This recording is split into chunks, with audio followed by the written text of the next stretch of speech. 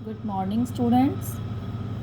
आपकी हिंदी की पुस्तक वितान का पाठ 1 है सिल्वर वेडिंग, जिसके लेखक हैं मनोहर श्याम जोशी जी।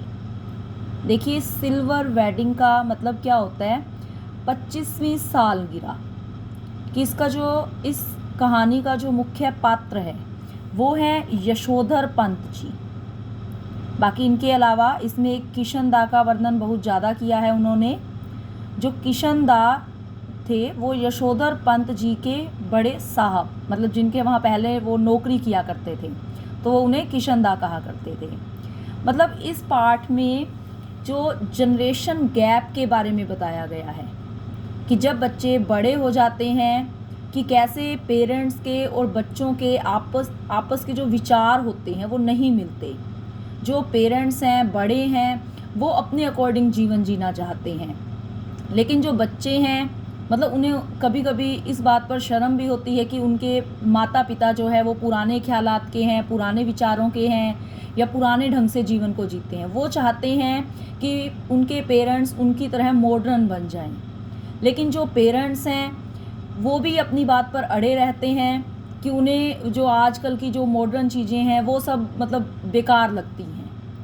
तो इसमें मतलब देखा जाए तो जो पुराने हमारे जो लोग हैं, बड़े बुजुर्ग हैं, मतलब उन्हें भी अगर हो सके तो उन्हें भी बच्चों के अकॉर्डिंग थोड़ा सा ढलना चाहिए। और दूसरा, जो बच्चे हैं उन्हें भी ये बात सोचनी चाहिए कि जो हमारे बड़े बुजुर्ग हैं कि वो ज़रूरी नहीं है कि अगर हम मॉडर्न हो गए तो वे भी मॉडर्न हो जाएं, कि उनका भी ये फ़र्ज़ बनता है कि वो बड़ों का सम्मान करें। ज़रूरी नहीं है कि जो बड़ों की हर बात है वो गलत ही होगी। क्या हुआ अगर वो आज के समय के ज़माने की बात नहीं कर रहे, तो इसका मतलब ये नहीं है कि हम बड़ों की बातों को अनदेखा कर दें। तो जो सिल्वर वेडिंग है जिसका अर्थ है 25वीं सालगिरह, तो जो यशोधर पंत जी हैं कैसे उनके जो बच्चे हैं उनकी वो सालगिरह मनाते हैं। लेकिन जो यशोधर पंत जी का स्वभाव कैसा है, वो सरल जीवन जीते हैं और वो अपना जो जीवन है उनका जो मालिक थे किशन दा, उनके अकॉर्डिंग जीते हैं कि जैसे वो चलते थे, जो जिन परंपराओं पर जिन विचारों के वे थे, यशोधर पंत जी भी उनकी तरह ही चलना चाहते हैं। तो इसमें आगे देखिए, जब सेक्शन ऑफिसर वाई.डी. यशोधर पंत ने आखिरी फाइल का लाल फीता बांधकर निगाह मेज से उठाई, तब दफ्तर की पुरानी दीवार घड़ी 5:25 बजा रही थी। उनकी अपनी कलाई घड़ी में 5:30 बज रहे थे। पंत जी अपनी घड़ी रोजाना सुबह शाम रेडियो समाचारों से मिलाते हैं, इसलिए उन्होंने दफ्तर की घड़ी को ही सुस्त ठहराया। फाइल आउट ट्रे में डालकर उन्होंने एक निगाह अपने माथ हथों पर डाली, जो उनके ही कारण 5 बजे के बाद भी दफ्तर में बैठने को मजबूर होते हैं। अब इसमें पहला जो बताया गया है कि जो उनके ऑफिस का दृश्य है कि जो पंत जी हैं वैसे उनके जाने का समय 5 बजे है, लेकिन कभी कभार वो अपना समय व्यतीत करने के लिए ऑफिस में ही बैठे रहते हैं। जब उन्होंने घड़ी की तरफ देखा 5:25 थी, फिर उन्होंने जो उनकी कलाई पर जो घड़ी बंधी हुई थी उसमें 5:30 हो चुकी थी। तो उन्हें लगा कि उनकी घड़ी ठीक है, क्योंकि वो रोज़ सुबह शाम रेडियो समाचारों से मिलाते हैं। फिर उन्होंने अपनी फाइलें वगैरह इकट्ठी की और वे वहाँ से निकलने लगे। एक नज़र उनकी अपनी मात हथों पर डाली। मात हथ क्या होते हैं? सहायक कर्मचारी। अब जो उनके जो और कर्मचारी जो उनके नीचे काम करते थे, वे लोग भी उनकी प्रतीक्षा में बैठे थे, क्योंकि उन्हें लगता था कि अगर उनके जो मालिक हैं वही नहीं गए तो उनको कैसे जाने की अनुमति है। तो वे भी इस तरह से वो वहाँ बैठने पर मजबूर थे। चलते चलते जूनियरों से कोई मनोरंजक बात कर दिन भर के शुष्क व्यवहार का निराकरण कर जाने की कृष्णानंद किशन दा पांडे से मिली हुई परंपरा का पालन करते हुए उन्होंने कहा, आप लोगों की देखा देखी सेक्शन की घड़ी भी सुस्त हो गई है। अब देखिए, इसमें जो नाम आया है कृष्णानंद, जो कृष्णानंद थे वो पहले मतलब जिनके नीचे जो यशोधर पंत जी कार्य किया करते थे जिनके ऑफिस में, अब चाहे वो खुद वहाँ मालिक हैं, लेकिन मालिक तो नहीं कह सकते, मतलब उनका ओहदा जो है, उन्हें जो नौकरी जो पद मिला हुआ है वो बड़ा है, उनके नीचे बहुत सारे सहायक काम करते हैं। तो जो कृष्णानंद जी थे, जिन्हें यशोधर पंत जी किशन दा कहा करते थे, तो उनकी परंपराओं के अकॉर्डिंग चलते हैं। वे उन्हें याद करते हैं कि किस तरह से वे बिहेव करते थे, किस तरह से वो नियमों का पालन करते थे।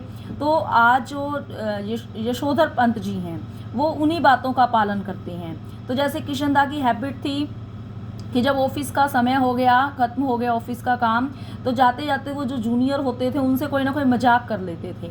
तो वे भी ऐसा ही, जो यशोधर जी हैं वे भी उनकी तरह ही कुछ ऐसा ही करते कि आते हुए जब वो ऑफिस से निकलते अपने रूम से, तो जो जूनियर बैठे होते, उनके जो सहायक कर्मचारी थे, उन्हें वो थोड़ा बहुत मजाक कर लेते थे। तो इसका मतलब ये नहीं था कि उनका स्वभाव ऐसा था या कुछ, वो केवल किशन दा की परंपराओं के अनुसार चलते थे। तो उन्होंने जाते जाते ये एक बात कह दी कि आप लोगों की देखा देखी सेक्शन की घड़ी भी सुस्त हो गई है। सीधे असिस्टेंट ग्रेड में आए नए छोकरे चड्ढा ने, जिसकी चौड़ी मोहरी वाली पतलून और ऊंची एड़ी वाले जूते पंत जी को सम हाउ इम्प्रॉपर मालूम होते हैं। देखिए ये वर्ड बहुत बार आएगा इसमें, सम हाउ इम्प्रॉपर। अब इसका मतलब क्या है कि कुछ अनुचित है, फिर भी कुछ अनुचित है। जो यशोधर जी थे बहुत बार उन्होंने इस कहानी में इन वर्ड्स का यूज़ किया है। उन्हें हर बात ही अनुचित लगती थी जो उनके अकॉर्डिंग नहीं होती थी। अगर कुछ मॉडर्न टाइप से चल रहा है तो वो तब भी वो यही कहते थे। अगर उनके घर में कुछ आज के समय का कुछ सामान आ गया तब भी वो यही कहते थे।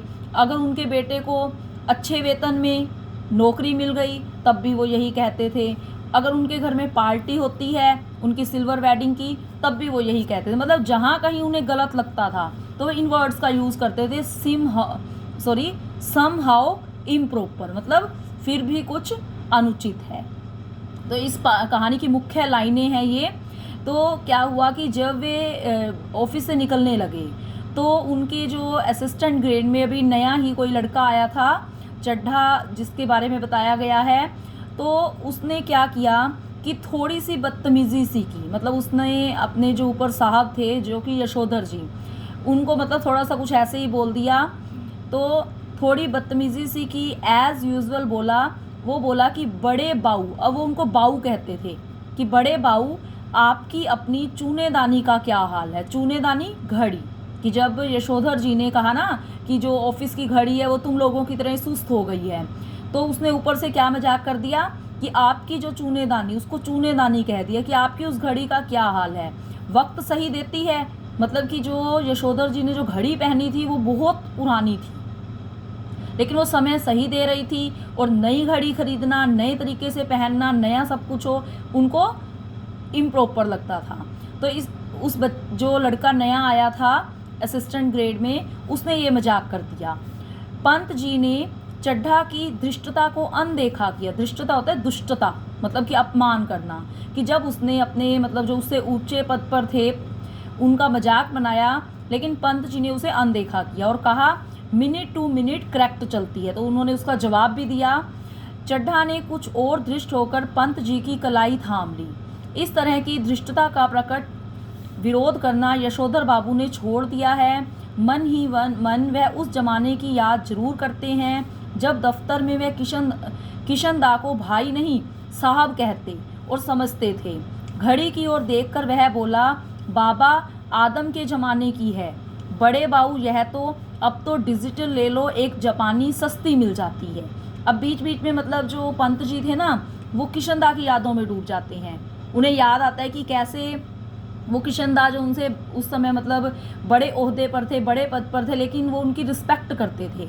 कि जो पंत जी थे वो जूनियर थे, किशन दा जो थे सीनियर थे उनके, तो कैसे उनकी रिस्पेक्ट करते थे, उन्हें साहब कहते थे, जो वे कहते थे वो मतलब कभी भी उनका अपमान नहीं करते थे। तो अब उन्हें बड़ा अफसोस हुआ कि आजकल के जो जूनियर जो हैं मतलब वो किस तरह से जो उनसे बड़े सीनियर हैं उनको मतलब मजाक कर देते हैं उनके साथ, कि उनकी कोई रिस्पेक्ट नहीं करते। तो जो नया लड़का आया था आगे उसने भी कह दिया कि बड़े बाऊ जो आपने ये घड़ी पहनी है ये तो आदम के ज़माने की है, कि अब तो आज के समय की एक जापानी घड़ी ले लो और सस्ती भी मिल जाती है। उसने साथ में ये लाइनें भी कही, यह घड़ी मुझे शादी में मिली थी, हम पुरानी चाल के, हमारी घड़ी पुरानी चाल की, अरे यही बहुत है कि अब तक राइट टाइम चल रही है, क्यों कैसी रही। अब जो पंत जी थे, यशोधर जी, वो भी चुप रहने वाले नहीं थे।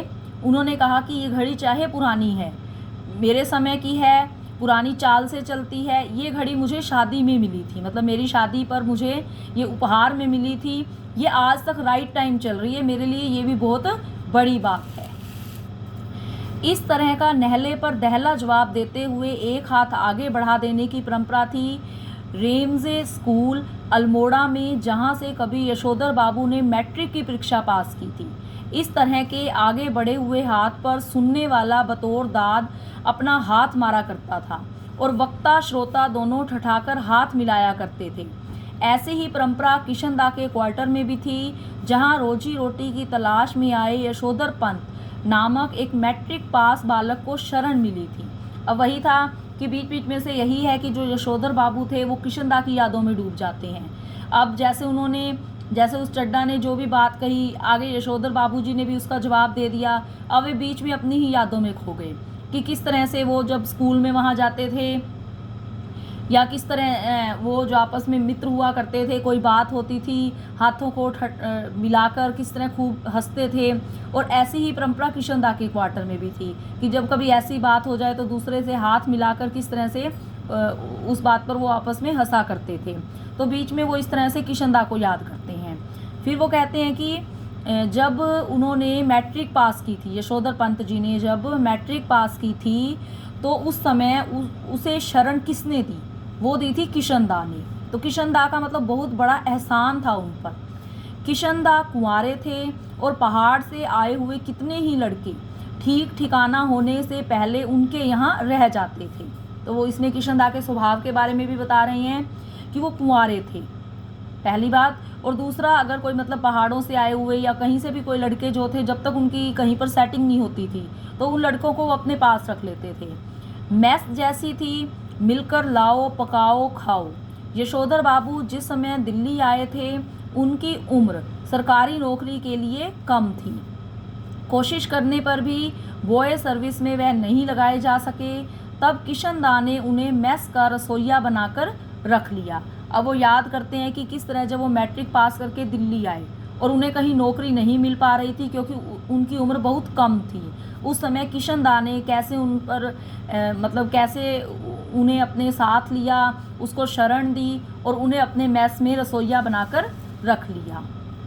यही नहीं, उन्होंने यशोधर को 50 रुपये उधार भी दिए। देखिए उस समय जो 50 रुपये की भी बहुत ज़्यादा वैल्यू होती थी। तो उन्होंने यशोधर जी को 50 रुपये दिए और वह क्यों दिए? क्योंकि ताकि वह अपने लिए कपड़े बनवा सकें और गांव पैसा भेज सके। बाद में इन्हीं किशनदा ने अपने ही नीचे नौकरी दिलवाई और दफ्तरी जीवन में मार्गदर्शन किया। मतलब एक तरह से जो यशोधर जी का जो जीवन था, जो उनकी लाइफ थी, वो किसने सेट की थी? किशनदा जी ने। कि पहले उसे शरण दी, उसकी उम्र नौकरी लायक नहीं थी तो उसे मैस का रसोइया बना दिया, उसे काम दे दिया। बाद में अपने ही ऑफिस में उन्होंने नौकरी दिलवाई और इस तरह से जो ऑफिस की उनकी जो दफ्तरी जीवन था वो कैसे उसे आगे बढ़ना है वो सारा मार्गदर्शन किया। चड्ढा ने जोर से कहा। अब ये जो बीच में बताया गया है, यशोधर जी जो थे वो अपनी यादों में डूब जाते हैं। चड्ढा ने जोर से कहा, बड़े बाऊ आप किन ख्यालों में खो गए? मेनन पूछ रहा है कि आपकी शादी हुई कब थी। अब मेनन जो उनका एक और कर्मचारी है कि वो पूछता है कि आपकी शादी हुई कब थी, क्योंकि जो बात चल रही थी वो घड़ी की चल रही थी। जो यशोधर जी ने कहा था कि ये मुझे मेरी शादी पर मिली थी, तो मेनन ने भी पूछ लिया कि आपकी शादी कब हुई थी। यशोधर बाबू ने सक पकाकर अपना बड़ा हुआ हाथ वापस खींचा और मेनन से मुखातिब होकर बोले, मतलब उसकी तरफ मुख करके बोले, now let me see, I was married 6 February 1947। तो इस तरह से उन्होंने मतलब जवाब दिया कि मेरी मैरिज कब हुई थी? 6 फरवरी 1947 में। मेनन ने फ़ौरन हिसाब लगाया और चहक कर बोला, many happy returns of the day sir.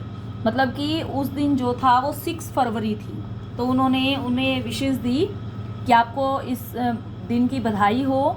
आज तो आपका सिल्वर वेडिंग है, शादी को पूरा 25 साल हो गया। अब देखिए जो यशोधर बाबूजी थे वो पुराने ख्यालात के थे। उन्हें ऐसा कुछ भी याद नहीं था कि उनकी सालगिरह है या उनकी सालगिरह को 25 साल हो गए हैं या उसे सिल्वर वेडिंग कहा जाता है। यशोधर जी खुश होते हुए झेंपे और झेंपते हुए खुश हुए। झेंपना होता है मतलब थोड़ा शर्म फील करना। यह अदा उन्होंने किशनदा से सीखी थी। चड्ढा ने घंटी बजाकर चपरासी को बुलाया और कहा, सुन भाई, भगवान दास बड़े बाऊ से बड़ा नोट ले लिया। बड़े बाऊ वो किसको कहते थे? यशोधर जी को। तो जो चड्ढा था उसने चपरासी को बुला लिया, उसे कहा भी सुन कि बड़े बाऊ से बड़ा नोट ले ले और सारे सेक्शन के लिए, मतलब जितने भी उनके वहाँ पर डिपार्टमेंट में वर्कर्स थे, जो कर्मचारी थे, सबके लिए चाय पानी का इंतजाम कर फटाफट। यशोधर जी बोले, अरे ये वेडिंग एनिवर्सरी वगैरह सब गोरे साहबों के चोंचले हैं, हमारे यहाँ थोड़ी मानते हैं। अब जो चड्ढा, जो नया लड़का उन्हीं दिनों आया था, उसने क्या किया कि चपरासी को बुला लिया और ये कहा भी अब इनसे पैसे ले लो और मतलब खाने पीने का इंतजाम करो। यशोधर जी ने पहले तो ये कहा कि मुझे ये वेडिंग एनिवर्सरी क्या होती है या इसको मनाना करना, ये सब साहबों के चोंचले होते हैं, मतलब अंग्रेज़ों के चोंचले होते हैं, कि मुझे ये सब चीज़ें सही नहीं लगती। पर चड्ढा बोला, मिक्सचर मत पिलाइए गुरुदेव, चाय मट्ठी लड्डू बस इतना ही तो सौदा है, इनमें कौन आपकी बड़ी माया निकली जानी है। अब जो चड्ढा था उसने आगे जवाब दे दिया, भी आपके पैसे खर्च होते हैं इसलिए आप ऐसा कह रहे हो। तो उसने कहा कि चलो ज़्यादा नहीं, थोड़ा बहुत ही खिला दीजिए, इसमें कोई ज़्यादा पैसे नहीं लगते। यशोधर बाबू ने जेब से बटुआ और बटुए में से 10 का नोट निकाला और कहा, आप लोग चाय पीजिए, दैट तो आई डू नोट माइंड, मतलब आप लोगों को लगता है कि ये कुछ खाने के लिए इंतज़ाम होना चाहिए। तो उन्होंने मतलब 10 रुपये, जो उस समय 10 रुपये भी मतलब बहुत ज़्यादा माने जाते थे, तो उन्होंने 10 का नोट दिया और कहा कि आप लोग चाय पी लीजिए, मतलब मैं नहीं पीऊँगा, आई डोंट माइंड। लेकिन जो हमारे लोगों में कस्टम नहीं है उस पर इंसिस्ट करना, दैट मैं सम हाउ इम्प्रॉपर फाइंड करता हूँ। अब फिर से वही वर्ड आ गए कि मतलब हम लोगों में जो कस्टम, जो रिवाज नहीं है, उन्हें मनाना इस तरह से, मतलब मुझे ये सब चीज़ें अनुचित लगती हैं कि आप लोग चाय पीजिए, मतलब मैं माइंड नहीं करूँगा, लेकिन मुझे ये चीज़ सही नहीं लगती। चड्ढा ने 10 का नोट चपरासी को दिया और पुनः मतलब फिर से बड़े बाऊ के आगे हाथ फैला दिया कि एक नोट से सेक्शन का क्या बनता है, रुपये 30 हों तो चुग्गे भर का जुगाड़ करा सकें। अब ये लगा भी हमारे डिपार्टमेंट में बहुत सारे लोग हैं, भला 10 रुपये में क्या बनेगा, भी 3 नोट ऐसे दीजिए तभी हम कोई जुगाड़ कर सकते हैं। सारा सेक्शन जानता है कि यशोधर बाबू अपने बटुए में 100-150 रुपये हमेशा रखते हैं, भले ही उनका दैनिक खर्च नगण्य हो। नगण्य मतलब ज़ीरो, कि उनका डेली का खर्च चाहे कुछ भी ना होता हो, लेकिन उनके पर्स में 100-150 रुपये हमेशा रखा करते। अब 100-150 रुपये बहुत बड़ी रकम थी उस समय की। और तो और बस टिकट का खर्च भी नहीं, कभी कभी कोई भी खर्च नहीं होता था, लेकिन वो पैसे अपने पर्स में रखा करते थे और सभी को ये बात पता थी। गोल मार्केट से सेक्रेटरीट तक पहले साइकिल में आते जाते थे, इधर पैदल आने जाने लगे हैं, क्योंकि उनके बच्चे आधुनिक युवा हो चले हैं और उन्हें अपने पिता का साइकिल सवार होना सख्त नागवार गुजरता है। मतलब कि बस में तो वो आते जाते नहीं थे कि बस का टिकट लगे, पहले साइकिल से आते जाते थे, अब वो पैदल आने लगे। और पैदल आने का क्या कारण था कि उनके जो बच्चे थे वो आधुनिक युवा, मतलब मॉडर्न हो चुके थे, उन्हें अपने पिता का साइकिल पर आना जाना अच्छा नहीं लगता था। मतलब उन्हें ऐसे लगता था कि कोई उन्हें ये ना कह दे कि तुम्हारे पिता तो साइकिल पर आते जाते हैं, तो उन्होंने वो साइकिल भी छोड़ दी थी और इस तरह से वो पैदल आया जाया करते थे। बच्चों के अनुसार साइकिल तो चपरासी चलाते हैं, बच्चे चाहते हैं पिताजी स्कूटर ले लें, लेकिन पिताजी को समहाउ स्कूटर निहायत बेहुदा सवारी मालूम होती है और कार जब अफोर्ड ही नहीं की जा सकती तब उसकी बात सोचना ही क्यों। अब बच्चों को अच्छा नहीं लगता था कि उनके पिताजी साइकिल चलाएं, उन्हें ऐसे लगता था कि साइकिल तो चपरासी लोग चलाया करते हैं। चाहते थे कि पिताजी स्कूटर ले लें, लेकिन जो पिताजी थे अब उन्हें समहाउ लगता था। समहाउ मतलब जो अनुचित है, कि ये सही नहीं है, तो इसलिए वो स्कूटर भी नहीं खरीदते थे। और अगर कार की बात की जाए तो वो अफोर्ड ही नहीं कर सकते थे, इसलिए वो कार के बारे में सोचे ही क्यों। तो कार साइकिल स्कूटर छोड़कर इसलिए वो पैदल ही आया जाया करते थे। चड्ढा के जोर देने पर बड़े बाऊ ने 10-10 के नोट 2 और दे दिए। पहले ही वो दे चुके थे 2 और दे दिए, मतलब कि 30 रुपये दे दिए। लेकिन सारे सेक्शन के इसरार करने पर भी वे अपनी सिल्वर वेडिंग की इस दावत के लिए रुके नहीं, कि चाहे सारे जो लोग थे, कर्मचारी थे, उन्होंने सबने रुकने के लिए कहा, रिक्वेस्ट की, लेकिन वो अपनी ही सिल्वर वेडिंग की जो पार्टी जो जिसके लिए उन्होंने पैसे दिए थे, वो इसके लिए रुके नहीं, क्योंकि इसमें उन्हें वो समहाव वाली बात थी, मतलब कि उन्हें अनुचित लगता था। मातहत लोगों से चलते चलाते थोड़ा हंसी मजाक कर लेना किशनदा की परंपरा में है। मातहत मतलब जो कर्मचारी वगैरह हैं, कि आते आते उनसे मजाक कर लेना किशनदा की परंपरा के अनुसार वो ऐसा किया करते थे। उनके साथ बैठकर चाय पानी पीना और गपाष्टक में वक्त बर्बाद करना उस परंपरा के विरुद्ध है। मतलब ठीक है कि वो वहाँ से निकलते हुए चलते हुए कर्मचारियों से 1-2 बातें कर लेते थे, लेकिन अगर वो उनके साथ बैठें, चाय पानी पिएं या बातें करें, इस तरह से अपना वक्त बर्बाद करें, तो वो किशनदा की जो परंपरा थी उनके विरुद्ध लगता था। क्योंकि किशनदा भी कभी कभार ठीक है 1-2 बात कर ली, लेकिन कभी भी उनका स्वभाव ऐसा नहीं था कि वो काफ़ी समय तक उनके साथ बैठें, चाय पानी पिएं, बातें करें। तो इस तरह वो उनकी परंपराओं के अनुसार नहीं चलते थे।